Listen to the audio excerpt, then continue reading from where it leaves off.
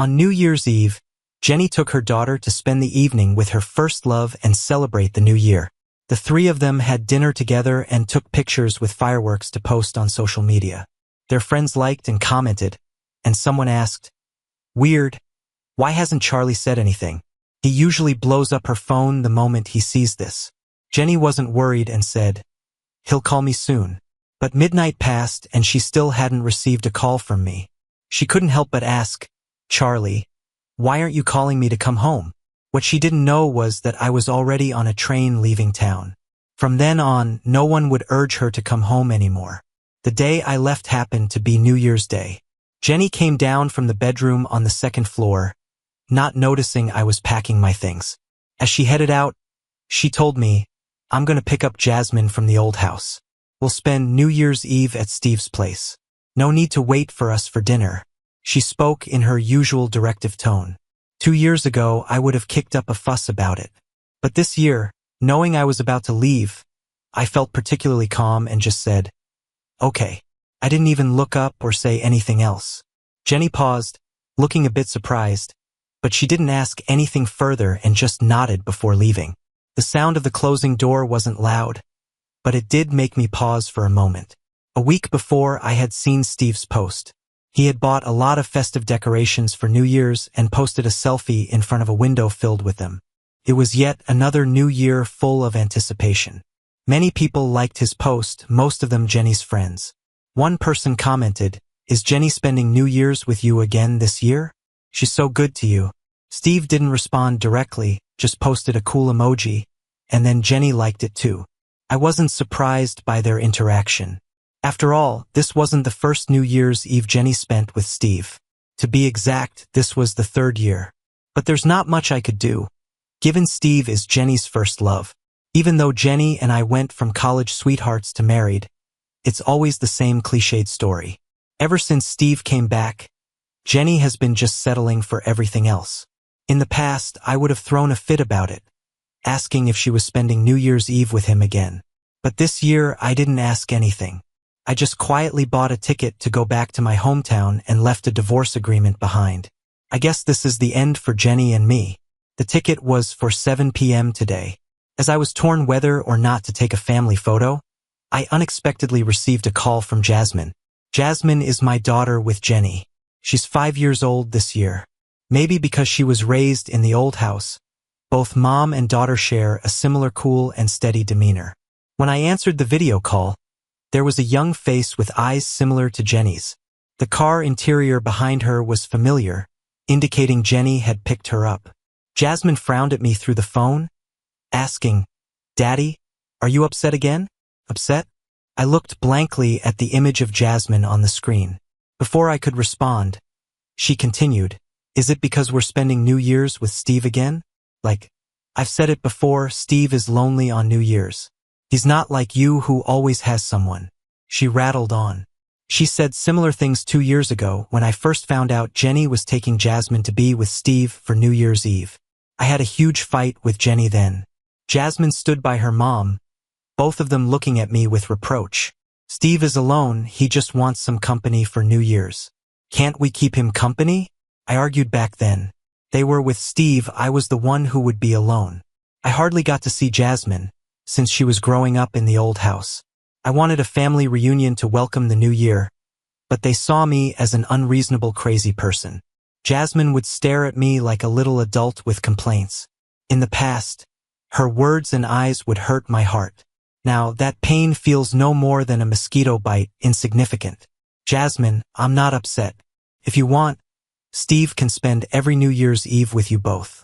I meant it. Jasmine's face was taken aback. Then she pouted. "You're saying the opposite again. You always do this, but then you call us to come home." I opened my mouth to say something, but Jasmine had already passed the phone to Jenny. The camera swept to her. In the dim car light, her face was clear and defined, thinly veiled with the coolness of winter. With a slight sidelong glance, there was a hint of chilliness. I swallowed my words. Jenny drove, her voice indifferent. "Anything else?" she asked. That familiar tone. There were many things I had wanted to say before, but now, I shook my head. "No, Jenny seemed momentarily stunned. She wanted to look at me, but the green light came on. As the car moved, I hung up the phone. In the end, I didn't take that family photo. After packing up all my stuff, I casually left the keys on the table in the entryway. I'd been in this city for 6 years. In the end, everything I owned fit into one 26-inch suitcase. The winter air was biting, and the car window had a thin layer of fog. The driver, taking advantage of a break in traffic, chatted with me. He asked if I was heading home. Yeah. Why'd you get such a late ticket then?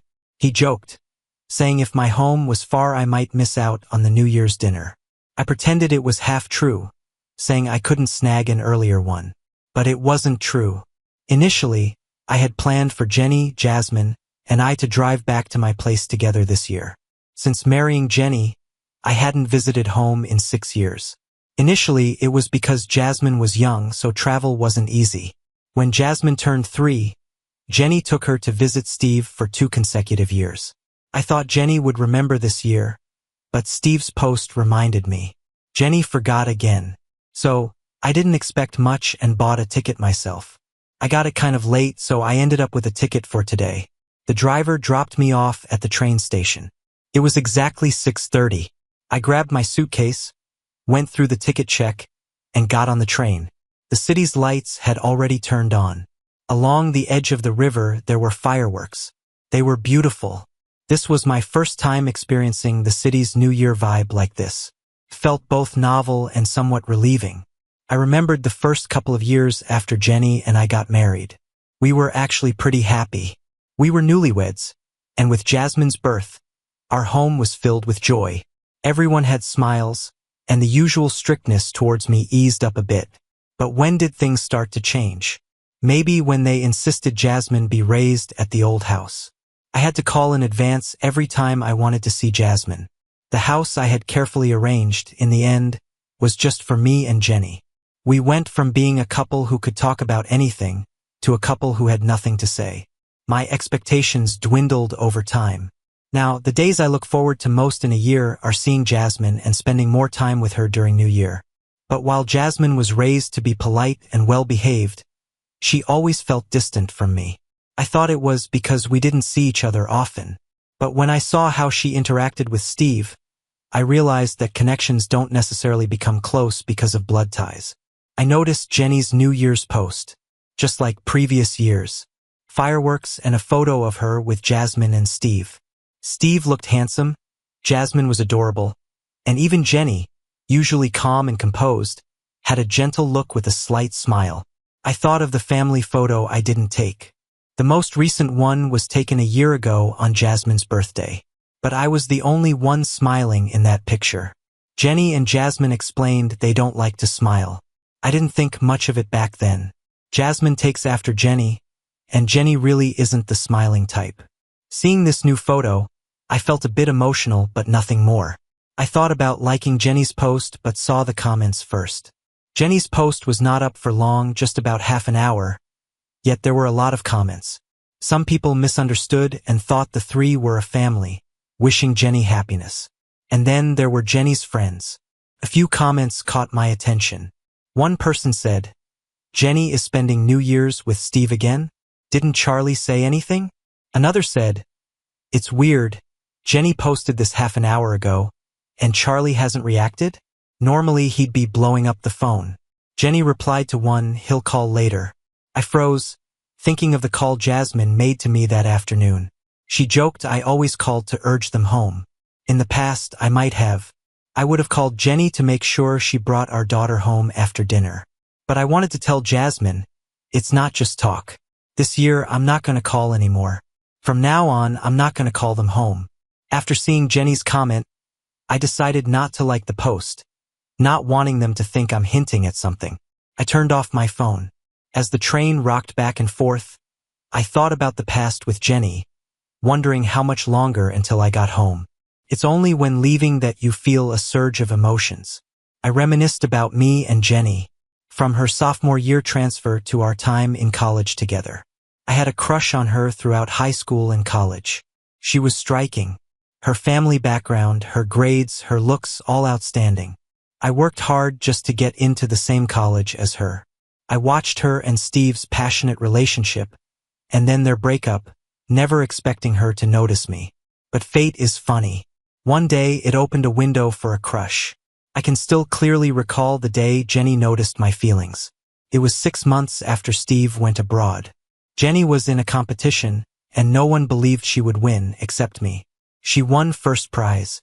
In the afterglow of cheers and celebrations, Jenny walked towards me. "Charlie?" she asked. "Yes?" Jenny said, "I heard you were the first to bet on me winning the competition." She had just won the award, all her confidence showing brightly. I couldn't look her in the eye, muttering, "I just believed in you." Jenny chuckled, "I've seen you several times. Aren't you always at these events?" I was stunned.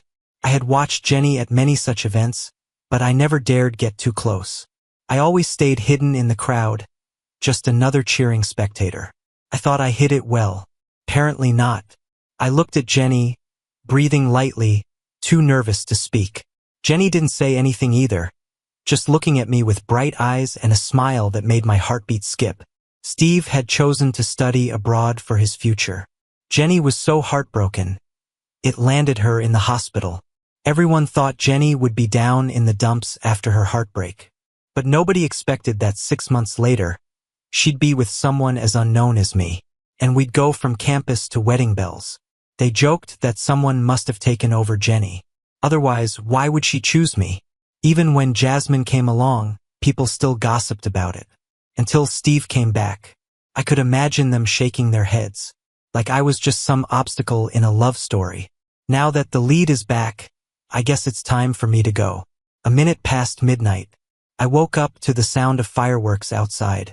This New Year's. Some folks were moving around the train cabin, others whispering on the phone to loved ones. My phone buzzed under the pillow. It was Jenny. Honestly, I was kinda surprised. Usually, she'd be busy with Jasmine and Steve, staying up and watching fireworks. I'd be the last thing on her mind. But here she was calling me. Did something happen to Jasmine? I swiped to answer. Hey. All I heard on the other end was breathing. I thought it was just a bad signal and was about to say something again. Then Jenny spoke softly. Are you asleep? I had a hunch Jenny wanted to talk. Still, I was a bit surprised. She was skirting around, not like her usual direct way. No, what's up? I kept my voice down, not wanting to disturb others in the cabin. Jenny paused for a while. Then I heard her ask, It's past midnight, why didn't you call? I was puzzled. Why should I call her? The confusion lasted only a moment. Then it hit me. It was because of that post she shared. Funny, because she used to hate me calling during New Year's. Even Jasmine said my calls killed the New Year's vibe. I didn't call this year. Yet Jenny reached out. Since she brought it up, I responded. I didn't want to ruin your fun, so I didn't call. It was the truth. But Jenny stayed silent for longer. After falling out of love with her, I didn't want to waste time on her anymore. Anything else? If not, I'm hanging up. Yes. What? Jasmine wants to wish you Happy New Year. Jasmine? That was unexpected. Usually, she was so busy having fun. I'd only get a quick greeting when she remembered to during the holidays. This year, she was right on time. Despite her growing up, I felt no emotion. My reply was pretty standard. Thanks, wish her Happy New Year too. Jenny's connection was choppy. I barely heard her at times, thinking it was the signal I was about to hang up. But Jenny suddenly called my name. Charlie, after visiting the family, can Jasmine and I take you to the amusement park? An amusement park? I remembered it was something I mentioned long ago. Not that I cared for the amusement park itself. I wanted to bond with Jasmine.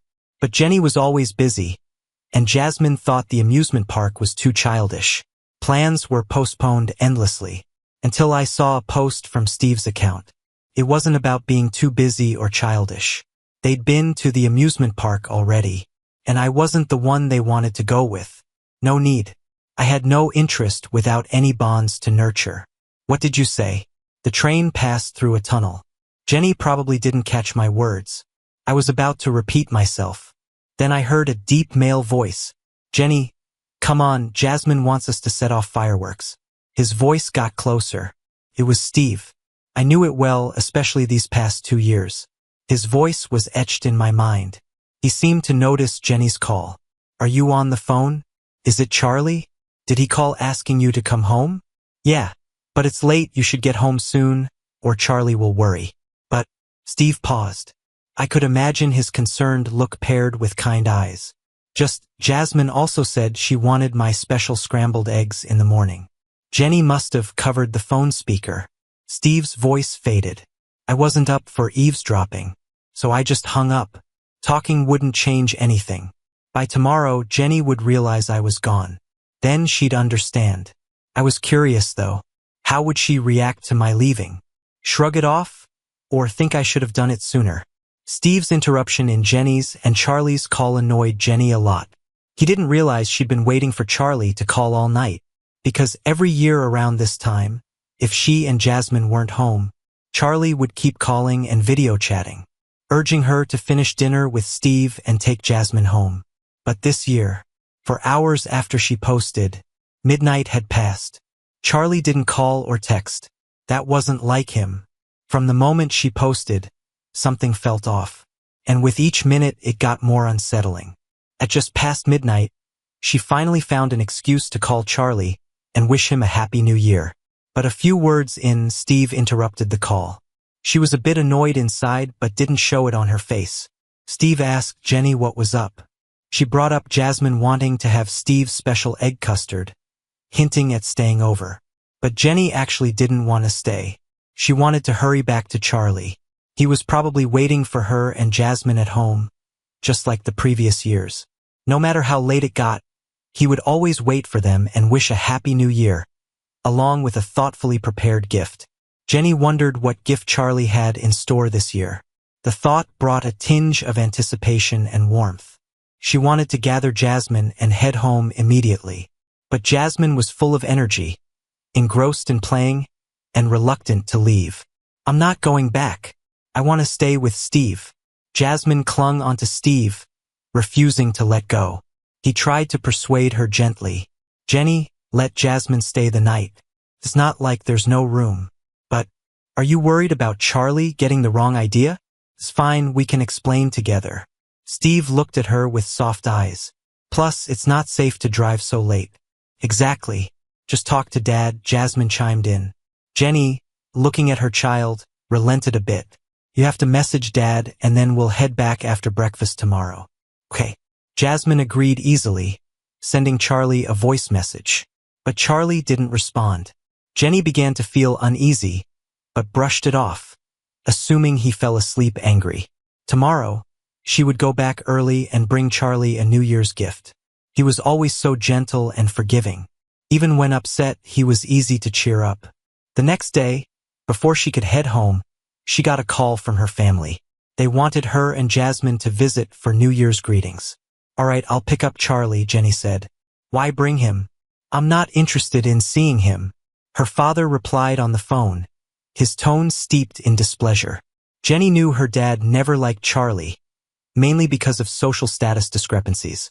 But at the end of the day, it was her and Charlie's life. She loved him and wasn't concerned about social standings. Dad, he's still your son-in-law, Jasmine's dad. Not asking him doesn't feel right, she argued back. Her father scoffed, he doesn't act like part of the family. If he doesn't want to come, I'm not forcing him. Truthfully, Charlie knew her father's disdain. After previous arguments about Jasmine staying at the family house, Charlie's visits had dwindled. Even for Jasmine's sake, if Charlie went, it was clear he wasn't welcomed warmly. Getting a bit of a headache, Jenny replied, I'll check with Charlie. If he didn't want to go, she wouldn't push it.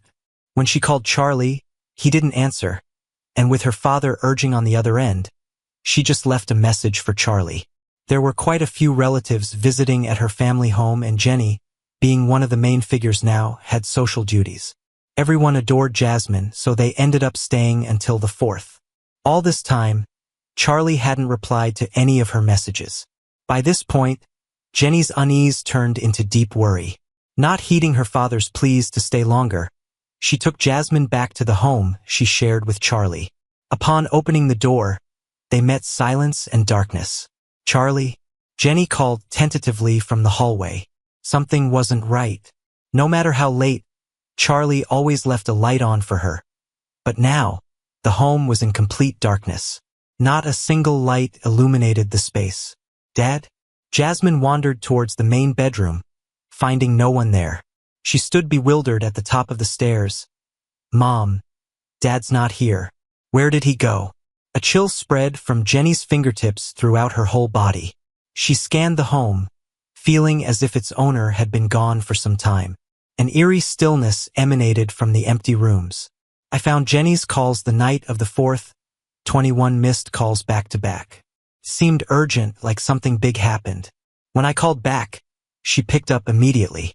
"Charlie, where are you?" Jenny's voice sounded weary and raspy. Was it just me? Or did she sound cautious too? I thought for a moment, "You're home?" I asked. No wonder. It seemed Jenny returned to an empty house, prompting her calls.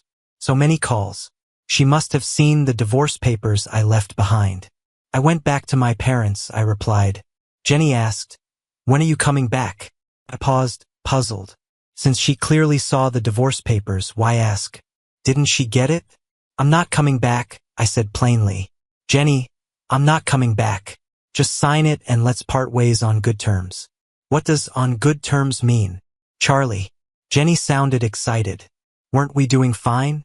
Turns out, in Jenny's mind, this is what fine means. I felt a sigh rise from within and let it out. Jenny seemed to realize something. "Is it because I took Jasmine to celebrate New Year's with Steve?" "Why?" "Jenny, I never used to ask you so many whys before." I replied helplessly. Jenny seemed to take my helplessness as confirmation of her guess. "Charlie, I've told you many times, Steve and I aren't as you think." "Jenny." I cut her off. "I don't care how things are between you and Steve. I just know I want a divorce from you." There was a sudden pause on the other end, then complete silence. I told Jenny not to call me until she signs the divorce papers. Jenny's call had disturbed my sleep. I got up to get some water from the kitchen. To my surprise, I found my dad still busy there. "Dad, why are you still up so late? I made you some late-night snacks," he replied while placing a bowl of egg noodles in front of me. "Try it, you haven't had it in years. See if it still tastes the same." He was bathed in a soft, white glow. I noticed a few strands of white hair on his head. Bitterness welled up in my throat. When I was about to marry Jenny, my dad was against it. Beyond differences in family backgrounds, he didn't want me to go so far away, fearing I'd have no support if I got mistreated. In the first couple of years after marrying Jenny, I tried recreating the same dish my dad made for me, but I could never get it to taste the same. I used the steam from the bowl to hide the moisture in my eyes. "It's all right. From now on, I won't leave his side again." My dad managed to lift my spirits. I slept until 9 the next morning. Dad had already opened the store. Tourists have been visiting our town a lot since New Year. He runs a small convenience store at the street corner. The weather was great. By 10, the town was filled with sunlight and a sense of peace. I went to the store entrance and called out, "Dad." 2 figures, one big and one small, turned around simultaneously. "Daddy." Jasmine ran to me first. I was a bit startled as she hugged me. She looked up at me with those big, bright eyes of hers. "Daddy, I missed you." Jenny wore a calm and gentle expression, with a slight smile. "Charlie." Once again, I was speechless, and my brow jumped. I was surprised by Jenny and Jasmine's arrival. But soon irritation crept in. "What are you two doing here?" Jenny didn't seem to notice my cold reaction and took my hand. "Sorry, Charlie, we've had so many guests at home these days, we came late." Just then, my dad came out from the back with a fruit plate. He had clearly seen Jenny and Jasmine before me. I had no idea how Jenny managed to win him over. At that moment, my dad was all smiles. "Jenny, Jasmine, come, have a seat." "Thank you, Dad." "Thank you, Grandpa." Jasmine, usually so mature for her age, was now sweet and well-behaved. My dad was on cloud 9, wrinkles around his eyes deepening with joy. He moved over to Jasmine. "Oh, sweetie, come here. Let Grandpa hug you. Look, here's your New Year's red envelope. Happy New Year, sweetheart. Wishing you health and happiness." Jasmine grinned as she let him embrace her. He really liked Jasmine. Even though it was their first meeting, his smile was genuine and infectious. This was the happiest I'd seen my dad since I returned home. I knew why Jenny was here. After last night's call, she drove over with Jasmine. She thought I was upset and had returned to my hometown, hoping this would calm me down. But it only made me more agitated. Jenny. I tried to keep my cool, thinking I had made things clear last night. But Jenny interrupted me. Charlie, I drove for 5 hours. I'm exhausted. Her pretty brows knitted lightly, her whole demeanor one of weariness. My dad heard and quickly chimed in, telling me to get Jenny and Jasmine home to rest. I could see through Jenny's act, but looking at my dad immersed in joy, I didn't want to argue with Jenny in front of him. I led Jenny and Jasmine home. Mother and daughter followed me. Jasmine held Jenny's hand, the latter hesitating to speak. I noticed and found an excuse to have Jasmine leave after we got home, to face Jenny alone. I used to really like Jenny, even when we weren't talking. But now, seeing her only made me feel repulsed and displeased. Turns out falling for someone is easy, and disliking them is just as simple. Jenny, what do you really want? I felt a headache coming on, especially dealing with Jenny. Charlie, I'm not up to anything, just wanted to bring Jasmine to see Dad. Jenny looked at me. You always said Jasmine hadn't met her grandpa yet, didn't you? I found it laughable. I'd mentioned it many times before. Every time she ignored it, now she's proactive. I gave her a mocking look. Jenny pressed her lips. Charlie, don't look at me like that, I'm sincere. The last thing I wanted was her sincerity. Jenny and Jasmine's visit shook up my recent peace. But I have to admit, because of them, Dad seemed happier than usual. He liked Jasmine. He channeled his love for me to Jasmine, and liked her more every time he looked at her. As for Jenny, she was putting on the perfect daughter-in-law act in front of my dad. Even if my dad doesn't say it, I can feel how he's changed his attitude towards Jenny. Jenny stayed with Jasmine for 2 days. As the end of the year approached, my dad couldn't help but secretly ask one day, Charlie, when are you going back? Dad's got a ton of stuff ready for you to take when you leave.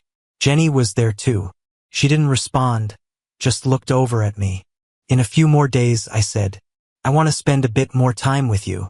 I didn't make it sound final. There was a flash of joy on Jenny's face. In the evening, I planned to have a talk with Jenny, but I ended up overhearing her and Jasmine first. Mom, when can we go home? Jasmine asked, looking unhappy and throwing her toy on the ground. That toy was a gift from my dad.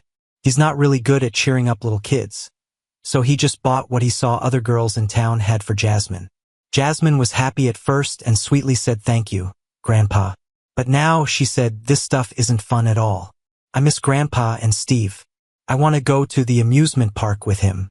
Jenny frowned a bit, but she was patient, soothing Jasmine.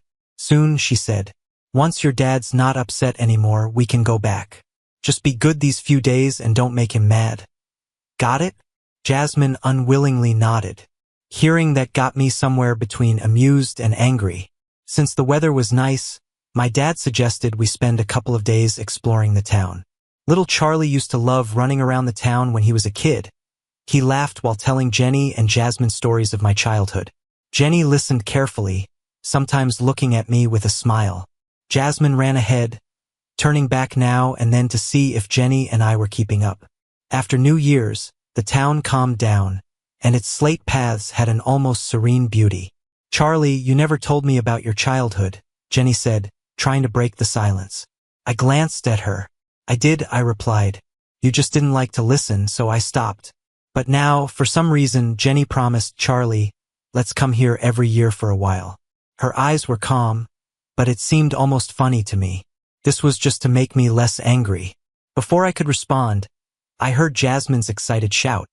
Steve! Up ahead. Steve spread his arms to greet Jasmine running toward him. Jenny frowned and glanced at me out of reflex. When she saw I had no reaction, she walked over to Jasmine. Jasmine, get down. Jasmine reluctantly moved away from Steve's arms. Jenny asked why Steve was here, and he casually responded, I'm just traveling around here. Heard you were staying, what a coincidence. Sure was. Out of all places, Steve chose this small town. Jenny looked at me again as Steve followed her gaze, his smile broadening. Charlie, didn't expect to see you here, Steve said with a spark of triumph in his eyes. I didn't get to wish you a happy new year the last time Jenny and I talked on the phone. He brought up that call from New Year's Eve. I heard you and Jenny had some misunderstanding because of me, and you came back here. If that's true, then I'm really sorry, Charlie. We're all good friends, me, Jenny, and Jasmine. I was just alone for New Year's, so they came to keep me company. Sorry to leave you alone at home. His apology sounded genuine. Before I could say anything, Jasmine took Steve's hand and said, It's okay, Steve. My dad's like that, but he's not mad anymore. Right, Dad? She looked at me, and I noticed her ease around Steve in a way I'd never achieved. Well, nowadays I don't really hope for that either. I'm not mad. After all, there aren't many people as eager as Steve to take care of someone else's wife and kid. I let out a soft chuckle. Steve picked up on my sarcasm. His smile froze but quickly returned. He turned back to Jasmine. She invited Steve to join us. My dad grew up around here. He knows the place really well. He could be like our guide. Jenny frowned but didn't have the chance to respond. Is that so? That would be a great help, Charlie, Steve said with a slight smile. Steve then joined us, keeping me on the sidelines, showing off his closeness with Jenny and Jasmine. Jenny, this place is beautiful. Snap a picture of me and Jasmine here, he said, standing by the old bridge with Jasmine. Jenny took the photo. Let's take one with the three of us, Steve suggested, scanning around and finally looking at me. Charlie, mind taking a group photo for us? Jenny gave me a look, about to say something, but I had already agreed. Sure. Steve smiled. Jenny frowned, looking at me intently. After I was done, Jenny suddenly said, Charlie, let's take a family photo. I declined, Nah, I'm not into photos. Jenny opened her mouth but said nothing, her eyes heavy with unspoken words. Later that night, Jenny knocked on my door. Charlie, what's up? She pressed her lips together.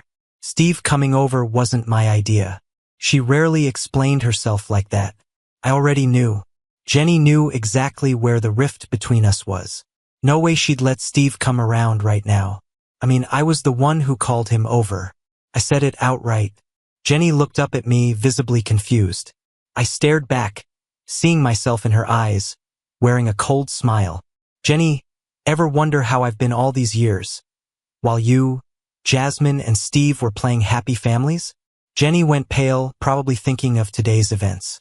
We were supposed to be a family of three, but Steve, Jasmine, and Jenny were way too comfortable with each other, even with me there to witness it. When I'm not around, who knows how people see it? Maybe she just lets them assume, just like that New Year's post she made. I didn't, Jenny insisted, but the reality was clear, even if she tried to hide it. Little things kept slipping through the cracks. I looked at Jenny and said calmly, Don't worry, I'm not mad. If Jasmine and Steve get along so well, him being her stepdad, it's all good. Charlie. Jenny interrupted sharply. Her dark eyes blazed with a mix of wetness and fury. I never planned to divorce you. Then do you want me to keep watching you, Steve, and Jasmine play house? Jenny, you can't have it both ways. I don't, Charlie. The one I love has always been you. But I don't love you anymore. Jenny fell silent abruptly. The color drained from her face, like water slowly seeping from a cracked glass. I clearly saw the broken and wet gleam in her eyes. Might as well spell it out. Jenny, I don't love you anymore. The year I married Jenny, I thought I have to spend my whole life with her. I ignored all the gossip, choosing her firmly. But I forgot. Some paths are hard to walk alone. I married Jenny, feeling her indulgence and love, now and then. But it wasn't consistent. It felt more like charity, a bit more when she felt like it, nothing at all when she didn't. I fooled myself for way too long. What about Jasmine? Jenny asked, her eyes filled with sadness. She's our kid. Are you going to leave her, too? I stayed silent. Jasmine isn't my child. She's yours. And I think she might prefer Steve as her dad over me. Jenny wouldn't believe it. That night, she left, lost and broken. The next day, Jasmine wanted to visit the other side of town. I didn't go with them. Go ahead. As soon as I said it, Jasmine bounced excitedly towards Steve waiting at the door. Steve, Dad's not coming, but we're gonna have fun. Jenny watched Jasmine and Steve together, their interaction painfully sharp for the first time. She followed them out. I thought it would be like always, me not included, the three of them having fun. But an hour later, Jenny came back with Jasmine, who was crying uncontrollably. Steve was nowhere to be found. Mommy's mean, Jasmine sobbed, her nose red and her little face flushed. Jenny's face was stormy. It was the first time I saw them fight. It was surprising. What happened? I asked Jenny. No answer. I asked Jasmine. Instead of answering, she pushed my hand away. I don't want you. Jasmine. Jenny scolded sharply. I was confused. A few minutes later, I got the story. Jenny and Jasmine were out with Steve, having a good time until Steve offered Jenny a taste of his new onion cake, already bitten into. Jenny didn't take it well, shoving it away disgustedly. You're gross. Steve lost his balance, his face falling at her words. Jenny. Jasmine rushed to help Steve. Mom, what's wrong? Why'd you push Steve? Jenny realized Steve was overstepping boundaries and tried to hide her disgust. But she told Steve firmly to stay away from their family, saying he was a nuisance. Steve looked shocked. Jasmine protested loudly. Mom, what are you talking about? Steve doesn't bother us at all. We always have fun together. Everything they'd ever said about getting along turned into knives stabbing Jenny's heart. Her hands clenched, a dark shadow engulfing her. Oh, I see. I sighed. Seeing Jasmine crying, I softened a bit. Jasmine, don't cry. Don't pretend to care. If you hadn't come back, this wouldn't have happened. That wasn't what I expected. Jasmine was unusually distant today. Her eyes flared with blame and resentment, a look I knew all too well. But I was innocent this time. I hadn't done anything. Jenny, though, was already upset with Jasmine for being disrespectful to me. Twice now. Jasmine, what are you saying? Honestly, we were doing just fine without you. You left me at Grandpa's when I was a kid. You never really did your job as a dad. I like Steve. I don't like you. Jasmine yelled at me, feeling wronged. I was caught off guard. Didn't know how to react for a moment. Jenny was already holding on to Jasmine tightly. Who taught you to say this? Jasmine stayed silent, pouting with teary eyes. I felt a wave of numbing exhaustion. But then, a strange sense of relief hit me. If that's the case, then good. I knelt down to meet Jasmine's gaze. In that look, I held all my feelings for her. Yet in the end, I only said one thing. Actually, I don't really like you either. Jasmine froze, staring at me blankly. I smiled at her. So let's not meet again. Charlie. Jenny's voice trembled. I told her, Jenny, you can leave now. Jenny had thought taking Jasmine would be a way to keep me.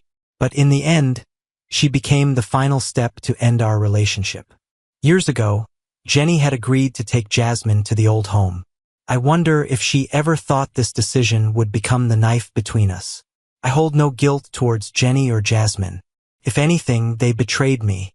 But now I've broken free. The day Jenny took Jasmine away, the 8th, my dad didn't know about what happened with Jenny and me. He was always kind to her and Jasmine, telling them to come visit whenever possible. Jenny gave me a look, hiding the bitterness in her smile. Okay. Jasmine sat in the back seat. The car window blocked her figure and face. She was still mad, maybe waiting for me to coax her. But I didn't care anymore. I told Jenny to make sure and sign the divorce papers. This is the last thing I'm asking you to do. Don't let me down. Jenny stayed silent, her eyes quietly turning red. Charlie, I can't take you away. Can I? No. A month later, I divorced Jenny without a hitch. Half a year later, my dad learned about it. He was shocked and asked why. I didn't tell him what I'd been through. Simply said I didn't love her anymore. Though my dad sighed in regret, with time he stopped mentioning it. Why he didn't say anything was because every winter and summer break Jenny brought Jasmine to see him. Although, during those times, I was never around for some reason. I heard after Jenny and I divorced, she went back to the old home. had a huge argument with Jenny's father living there, then took Jasmine with her. I thought she'd marry Steve, but she didn't. Steve went abroad again for some reason. Jenny deleted all her posts with Steve and Jasmine celebrating New Year's, and used an old picture of us together as the background. Lots of people noticed and messaged me to tease. Their tone no different from when they used to flatter Steve and Jenny celebrating New Year. When the messages piled up, it got a bit annoying. So I pinned a divorce notice. Do not disturb, divorced. Everyone was stunned, except for a few who had some idea. As for Jasmine, at first, she didn't know Jenny and I were divorced. When she returned to Jenny's side, she asked about me. Where's Dad? Why isn't he back yet? Jenny would initially stay silent, but Jasmine kept asking. Jenny said, Dad's not coming back. Why? Jenny didn't answer. Jasmine, upset, found Jenny's phone and sent me a voice message. Dad, when are you coming back? Later on. Jasmine learned what separation and divorce meant. I heard she cried a lot wanting to see me, but in the end she never did. And finally, Jenny would occasionally bring her to the town. Those years, winter and summer breaks became Jasmine's most anticipated days, just like they once were for me.